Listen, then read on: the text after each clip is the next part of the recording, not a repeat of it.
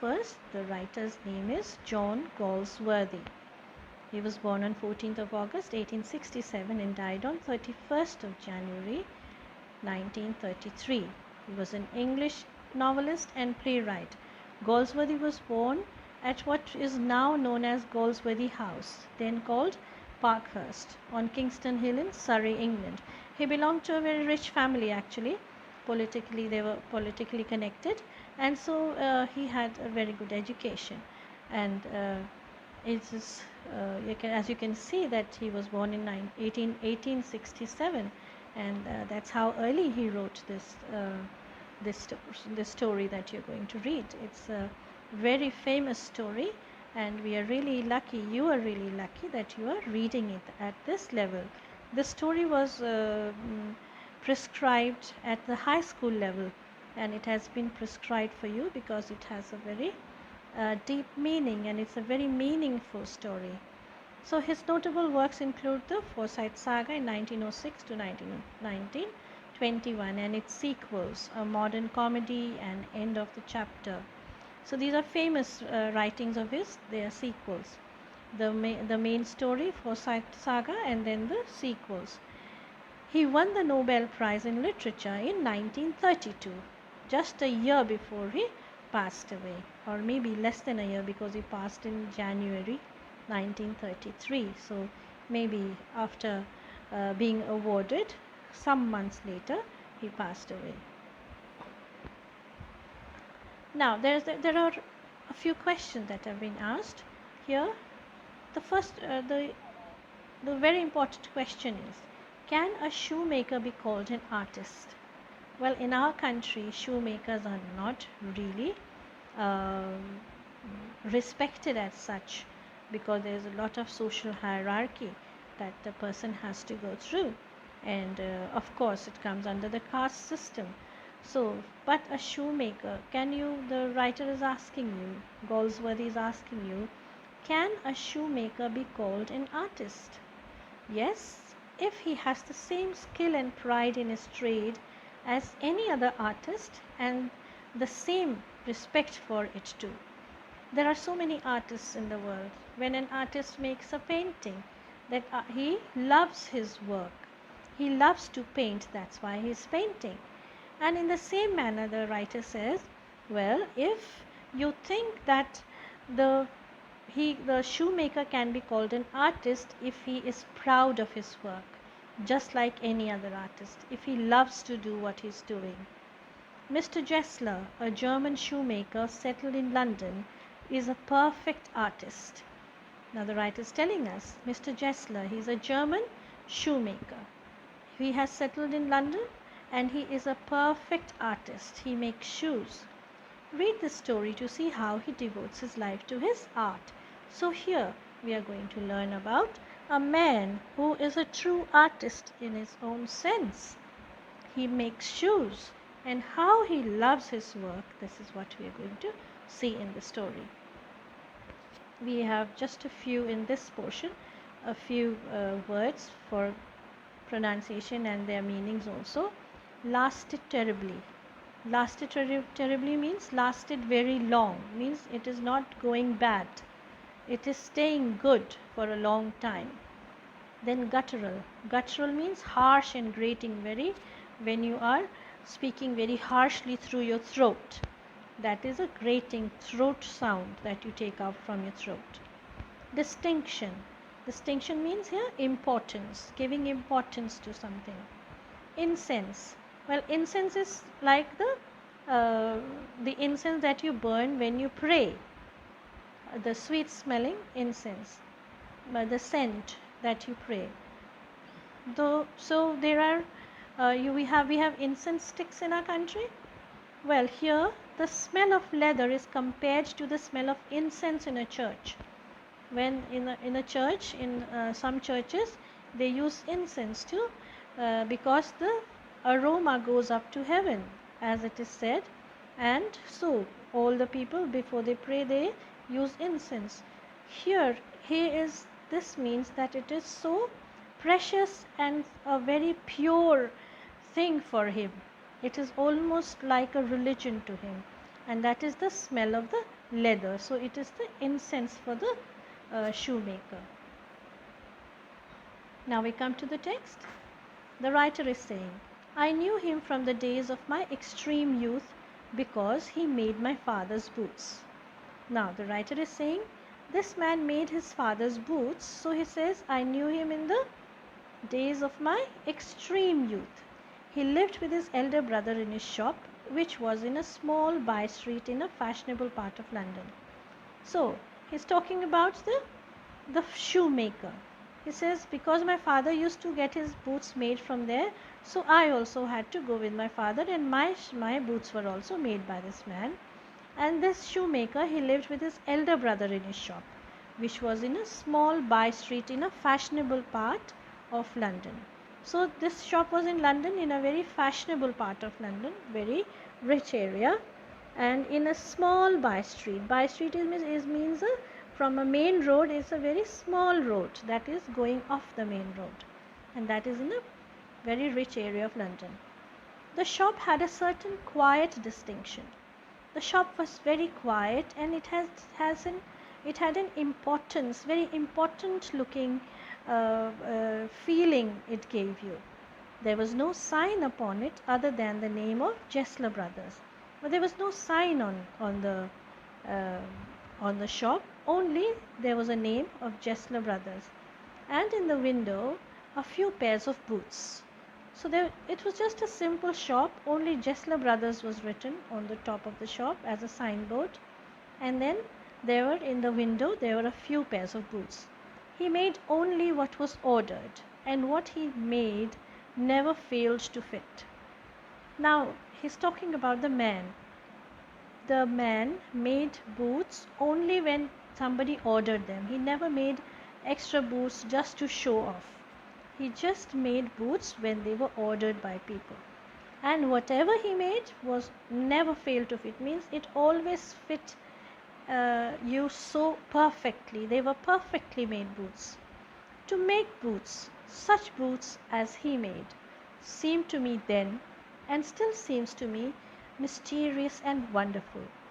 The writer says, to make such kind of boots that he made, he says, at that time when I was young, it seemed so strange and mysterious, full of mystery to me, and it was so wonderful. And he says, even still when I think about it, his boots were really almost, they had a mystery. How could he make such wonderful things? Where did he get such wonderful, beautiful leather? And how much love he poured into it? That was so mysterious about. They could be just any ordinary boots, but here those boots were very, very special, and that is what the writer is acknowledging here. This is the ordinary shop. Very few boots are there in the window, and the Jessler Brothers is written on as a signboard. I remember well my shy remarks one day while stretching out to him my youthful foot. Where the writer is saying, I remember very well. He says, because he had come into this great, wonderful shop, such a quiet shop, and so that had a very important looking aura there was in it, and so he is very, very shy. And when he stretched out his foot to him, he says, I remarked very shyly, I said, isn't it awfully hard to do, Mr. Jessler?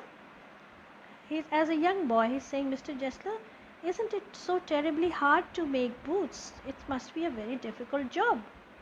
And his answer given with a sudden smile from out of the redness of his beard. So he smiled suddenly. And what kind of beard he had? He had red beard. See, he was German, originally German. So he said his answer was, it is an art. It was not possible to go to him very often. So he says, it is an art. It is an art. The writer has written this because Mr. Jessler would speak with a German accent. So it is an art.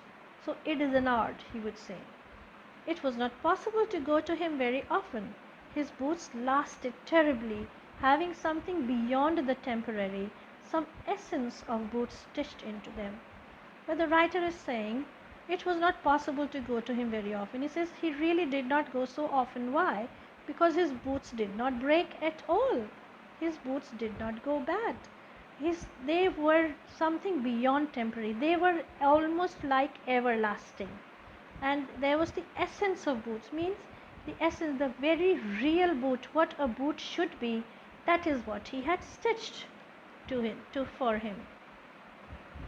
One went in not as into most shops, but restfully as one enters a church, and sitting on a single wooden chair waited. Now, this is how reverent the writer is. He says almost when you went into his shops, you just did not go into his shop just like that. When you go into other shops. See, you can go into other shops frequently, but coming to Mr. Jessler's boot shop was very rare. Why? Because his shoes did not break. So he would come after a long time to get another pair of boots made. So he says when you went into his shop, it was almost, you had that quiet feeling in your heart. Restfully means you had that quiet, peaceful feeling in your heart. Just when you just as you enter a church, and then you would sit on a wooden bench. So like a church, there are wooden pews there. In the same manner, the wooden bench the wooden chair. You would sit there, single wooden chair, and you waited there. A guttural sound and the tip-tap of his slippers beating the narrow wooden stairs, and he would stand before one without coat, a little bent, in leather apron, with sleeves turned back, blinking. So he says he would make a guttural, some sound in his throat, a deep sound in his throat, and then he would come tip tapping, the sound of his fingers beating on the narrow wooden stairs. He would be working upstairs, and then he would come and stand in front of you. He is old, he is a little bent, because he is working bent all the time. He's just bending and making boots all the time.